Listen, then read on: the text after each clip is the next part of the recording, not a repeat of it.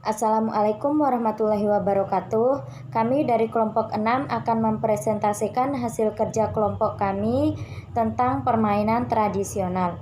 Sebelumnya, saya akan memperkenalkan anggota kelompok saya. Saya sendiri Putri Ujatiningsih sebagai moderator sekaligus pemateri pertama. Kemudian ada Rima Adawiyah sebagai pemateri kedua, ada Nafisa sebagai pemateri ketiga, dan ada Aditya sebagai pemateri keempat. Langsung saja saya akan membacakan materi pertamanya, yaitu tentang pengertian permainan tradisional. Permainan tradisional merupakan simbolisasi dari pengertian yang turun-temurun dan mempunyai bermacam-macam fungsi atau pesan di baliknya. Di mana pada prinsipnya permainan anak tetap merupakan permainan anak. Dengan demikian, bentuk atau wujudnya tetap menyenangkan dan mengembangkan anak karena tujuannya sebagai media permainan.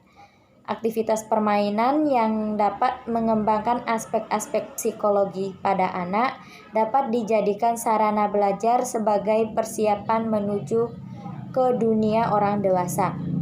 Menurut Pellegrini dalam Neville Bennett bahwa permainan didefinisikan menjadi 3. Yang pertama, permainan sebagai kecenderungan. Yang kedua, permainan sebagai konteks. Dan yang ketiga, permainan sebagai perilaku yang dapat diamati. Sedangkan menurut Mulyadi, bermain secara umum sering dikatakan dengan kegiatan anak-anak yang dilakukan secara spontan, yang terdapat 4 pengertian. Yang pertama, bermain merupakan sesuatu yang menyenangkan dan memiliki nilai intrinsik pada anak. Yang kedua, bermain tidak memiliki tujuan ekstrinsik. Motivasinya lebih menuju bersifat intrinsik. Yang ketiga yaitu bermain bersifat spontan dan sukarela. Tidak ada unsur keterpaksaan dan bebas dipilih oleh anak, serta melibatkan peran aktif keikutsertaan anak. Dan yang keempat yaitu bermain memiliki hubungan sistematik yang khusus dengan sesuatu yang bukan bermain, seperti kreativitas, pemecahan masalah, belajar bahasa, dan pengembangan sosial. Kemudian, waktu dan kesempatan saya berikan kepada pemateri kedua, yaitu Rima Adawiyah. Assalamualaikum warahmatullahi wabarakatuh. Perkenalkan, nama saya Rima Adawiyah. Saya perwakilan dari kelompok 6. Saya sebagai pemateri kedua akan menjelaskan tentang jenis-jenis permainan tradisional. Jenis-jenis permainan tradisional ini sangat banyak.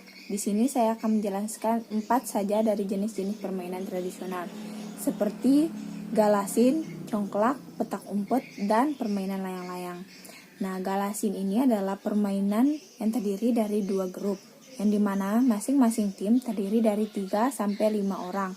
Inti permainannya adalah menghadang lawan agar tidak lolos melewati garis ke baris terakhir secara berbolak-balik.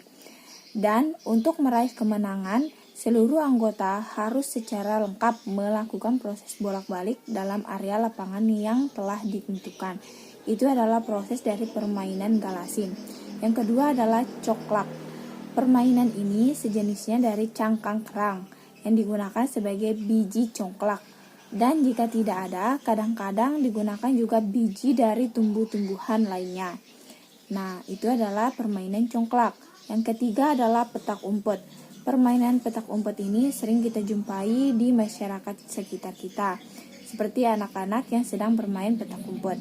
Petak umpet ini dimulai dengan cara home pimpa terlebih dahulu untuk menentukan siapa yang akan menjadi kucing atau peran sebagai pencari teman.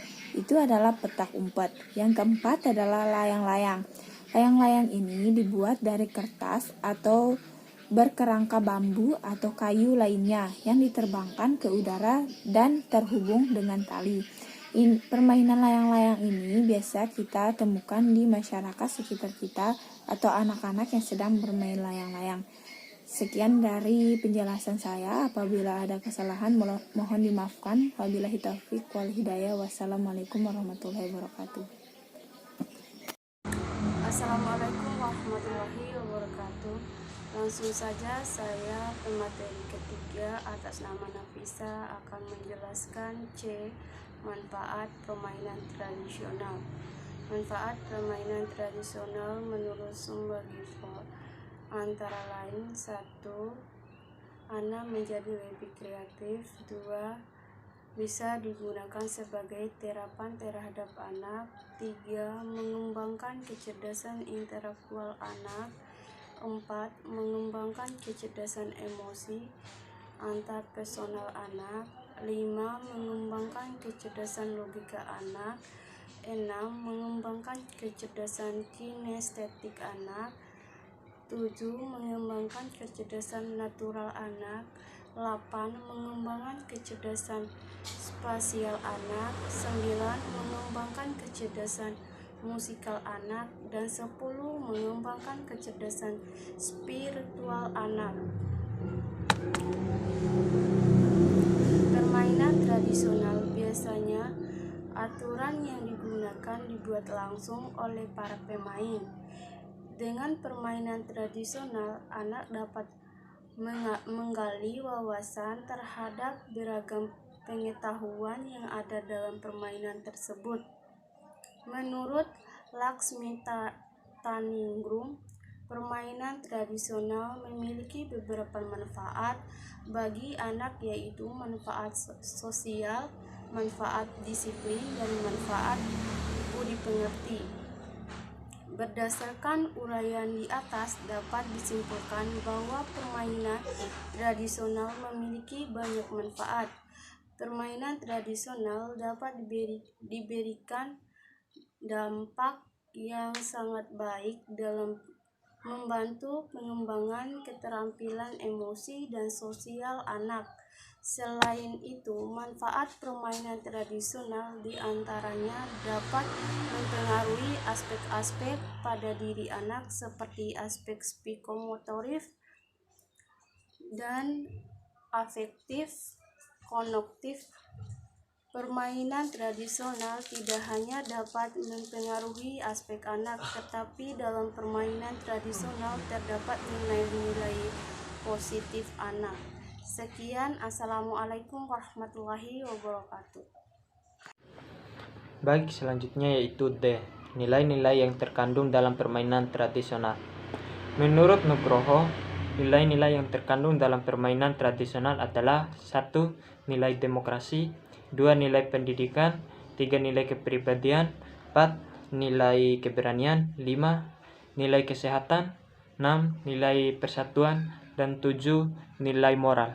Unsur-unsur nilai budaya dalam permainan tradisional menurut Dharma Murlia yaitu 1. Nilai kesenangan atau kegembiraan. 2. Nilai kebebasan. 3. Rasa berteman. 4. Nilai demokrasi. 5. Nilai kepemimpinan. 6. Rasa tanggung jawab. 7. Nilai kebersamaan dan saling membantu. 8. Nilai kepatuhan. 9. Nilai kelatihan cakap dan berhitung. Dan 10. Nilai kejujuran dan sportivitas. Berdasarkan uraian di atas, dapat disimpulkan bahwa permainan tradisional memiliki nilai-nilai positif yang dapat ditanamkan pada anak. Nilai-nilai tersebut yang semuanya merupakan nilai yang sangat baik dan berguna dalam kehidupan anak. Permainan tradisional juga dapat membantu anak dalam menjalin hubungan sosial sehingga anak dapat bersosialisasi dengan lingkungan keluarga, sekolah, dan masyarakat. Permainan tradisional memiliki berbagai jenis permainan seperti petak umpet, songklak, enggrang, engklek, dan gobar sodak. Penelitian ini berfokus pada permainan tradisional gobar sodak. Terima kasih. Mungkin itu saja yang dapat kami sampaikan. Lebih dan kurangnya kami mohon maaf. Wassalamualaikum warahmatullahi wabarakatuh.